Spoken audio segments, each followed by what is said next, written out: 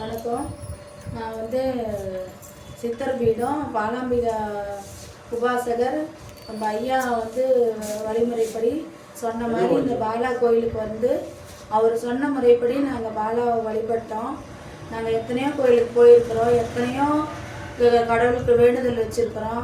ஆனால் எங்கேயுமே நாங்கள் நினைக்கிறது நடக்காது, ரொம்ப கஷ்டப்படுவோம். ஆனால் இங்கே வந்து ஐயா சொன்ன மாதிரி நாங்கள் வந்து சாமிகிட்ட வேண்டுதல் வந்து வச்சோம். எங்களுக்கு உடனே அந்த அம்மா வந்து வாக்கு கொடுத்து அதே மாதிரி நாங்கள் என்ன கோரிக்கை வச்சோமோ அதை கரெக்டாக நிறைவேற்றி கொடுத்தாங்க. நான் ரொம்ப மனக்கவலையில் தான் அந்த கோயிலுக்கு வந்தேன். என் குலதெய்வமே தெரியலன்னு சொல்லி வந்தேன்.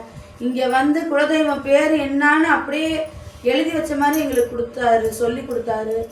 அதை போய் நாங்கள் தேடி கண்டுபிடிச்சி இன்றைக்கி வந்து அந்த வழிபாடு பண்ணிகிட்ருக்குறோம். எங்கள் தங்கச்சி வாழ்க்கையில் ரொம்ப சிரமப்பட்டாங்க. அவங்களுக்கும் வந்து இங்கே வந்து இன்றைக்கி சொந்த வீடே வாங்குற அளவு அவங்க வந்து நிம்மதியாக சந்தோஷமாக அவங்க இருக்கிறாங்க. இன்னும் சில கோரிக்கைகள்லாம் நாங்கள் வச்சுருக்குறோம். ஒன்றுன்னா எங்களுக்கு நடத்தி கொடுத்துட்டே வந்துட்டுருக்குறாங்க. தொழில் சுத்தமாக எனக்கு இல்லாமல் இருந்துச்சு. நான் பியூட்டி பார்லர் வச்சுருக்கேன். வந்து வருமானத்துக்கே ரொம்ப சிரமத்தில் இருந்தேன். இங்கே வந்த வாட்டி ஏதோ சாமி சொன்னதையெல்லாம் கொஞ்சம் நான் வந்து ஃபாலோ பண்ணுறதுல எனக்கு வருமானமும் இப்போ ஓரளவு எனக்கு கிடச்சிட்ருக்குது. இன்னும் இருக்க இந்த அம்மா கருணையால் நாங்கள் இன்னும் பெரிய அளவில் எங்களோட தொழிலையெல்லாம் நாங்கள் இன்னும் பெருசுப்படுத்தி நல்லபடியாக இருப்போம். சேலம் அம்மாப்பேட்டை அருணகிரி தெருவில் சொக்காஸ் பியூட்டி பார்லர்னு நான் அங்கே தான் கடை வச்சுருக்கேன். உள்ளே இருக்குது யாருமே வரமாட்டாங்கன்னு கவலைப்பட்டுட்டு இருப்பேன். சாமி சொன்ன மாதிரி பண்ணுறதுல இன்றைக்கி என்னை தேடி வந்து மக்கள் வந்து நீங்கள் நல்லா பண்ணுறீங்கம்மா அப்படின்னு சொல்லி வராங்க. என்னை நம்பி ஒவ்வொரு வேலையும் கொடுக்குறாங்க. அதை கரெக்டாக நாங்கள் செஞ்சு முடிக்கிறோம். இப்போ வந்து ஒரு natural organic chemical free product எடுத்து பண்ணிகிட்ருக்கிறேன். அந்த வாய்ப்புமே எனக்கு அம்மா தான் கொடுத்தாங்க. ஏன்னா இந்த வருமானம் நம்மளுக்கு வந்து சீசன் டைமில் தான் கிடைக்கும். அது இல்லாமல் இப்போ நிறைய வந்து எங்களுக்கு வந்து போட்டி அதிகம் ஆகிடுச்சு. எங்களோட ஃபீல்டே கொஞ்சம் வந்து டவுன் ஆகிடுச்சு. இப்போ என்னடா பண்ணுறதுன்னு யோசிச்சுட்டு இருக்கிறப்ப இந்த ஒரு நல்ல வாய்ப்பு எப்படின்னா அம்மாவால் தான் கிடச்சிச்சு.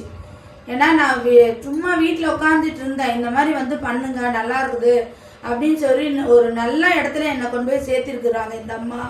அதுவுமே இப்போ நான் எடுத்து பண்ணுறப்ப நிறையா மக்கள் அதை வந்து தேடி வராங்க. அவங்களோட உடம்பெல்லாம் சரியாகிறதுனால பாலாமாவை நினச்சி தான் இன்னொன்றுமே நான் கொடுப்பேன் அவங்களுக்கு. அவங்களும் சந்தோஷமாக இருக்கிறாங்க, நானும் அதனால் ரொம்ப சந்தோஷமாக இருக்கிறேன். என் பிள்ளைங்களும் ரொம்ப நல்லா இருக்கிறாங்க. இங்கே வந்துட்டு போனாவே எங்களுக்கு மன நிம்மதி. எவ்வளோ கவலையாக வந்தாலுமே இங்கே வந்துட்டு போனாவே நிம்மதியாக அன்றைக்கி இருப்போம். அதுதானே வேணும். நம்ம பணம் காசு அப்புறம் உடம்பு ஆரோக்கியம். நல்லா ரொம்ப சிரமத்தில் வந்தேன். இங்கே இன்றைக்கி நல்ல ஆரோக்கியமாகவும் மன நிம்மதியாகவும் வாழ்கிறேன்னா அதுக்கு இந்த பாலாம்மா ஒன்று தான் எங்களுக்கு வந்து துணை. அதுமாரி இன்றைக்கி யாருக்கு என்ன கஷ்டம்னாலும் சரி தேடி இங்கே வாங்க, நம்பிக்கையோடு வாங்க. அந்த அம்மாவோட அருள் கண்டிப்பாக கிடைக்கும். கோயில் எங்கே அமைஞ்சிருக்கு? இது வந்து சேலம் அம்மாப்பேட்டை கனக சபாபதி தெருவில் வந்து கவர்மெண்ட் சுகாதார மையம் இருக்குது. அது தொட்டி ஹாஸ்பிட்டல்னு சொல்லுவாங்க. அதுக்கு எதிர்ப்புறையே நம்ம வந்து சித்தர் பீடம் இங்கே தான் இருக்குது.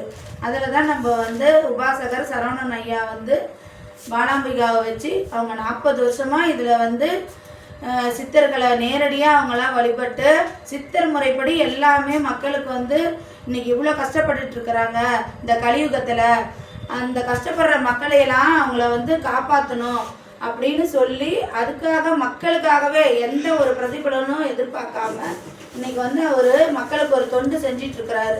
நீங்கள் யாருக்கெல்லாம் இது வந்து உதவி வேணுமோ அவங்க எல்லாமே இங்கே வந்து அந்த அம்மாவோட அருள் பெற்று நல்லபடியாக சந்தோஷமாக இருக்க வாழ்க்கையில். அக்கா, அப்புறம் அம்மா வந்து பூத்தள்ளி ஆசீர்வாதம் பண்ணுறேன்னு சொல்லியிருக்காங்க. அது எப்படி என்னன்னு கொஞ்சம் சொல்லுங்க. நம்ம ஏதாவது இப்போ கோரிக்கை வச்சோம்னா அந்த அம்மாட்ட வந்து நின்று கேட்கணும்.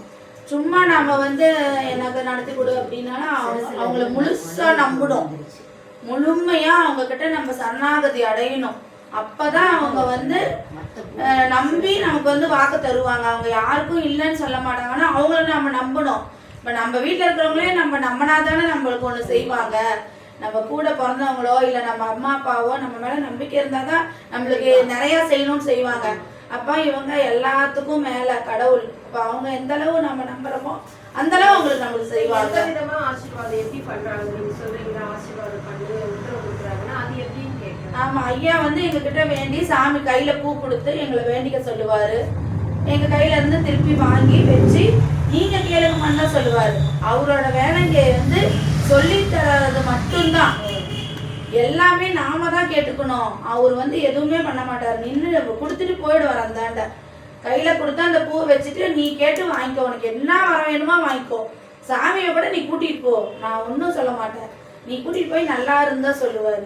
அந்த மாதிரி பூ வைப்போம். நாங்கள் எந்த அளவு நம்பி கேட்குறோமோ அந்த அம்மா அதுக்குண்டான பலன் கண்டிப்பாக கொடுக்குறாங்க. உடனே அந்த பூ வந்து இறங்கி வருது. உத்தரவு கொடுக்குறாங்க.